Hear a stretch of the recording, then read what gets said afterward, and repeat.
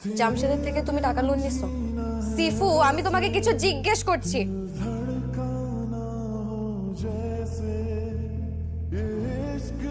তুমি ওনার থেকে 2 লাখ টাকা লোন নিছো, তার উপর টাকাটা রিপেও করো নাই, আর একটা বার আমাকে জানানোর প্রয়োজন মনে করো নাই। এখন উনি যখন তখন বাসায় এসে আমাকে ডিস্টার্ব করতেছে, টাকা চাচ্ছে, আমি একা একটা মেয়ে কি করব? And you are not at home.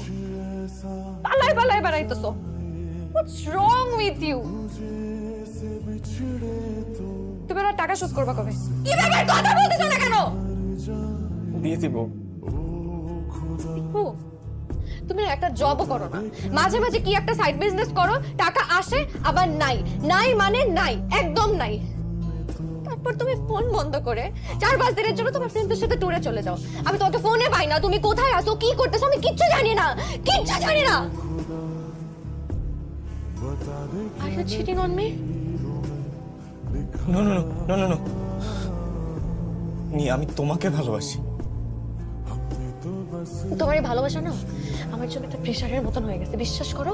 মনে হচ্ছে আমি একটা প্রেসার কুকারের মধ্যে আছি, যে কোনো সময় বার্স্ট আউট হয়ে যাব। ওর সাথে না আমি আর থাকতে পারতেছি।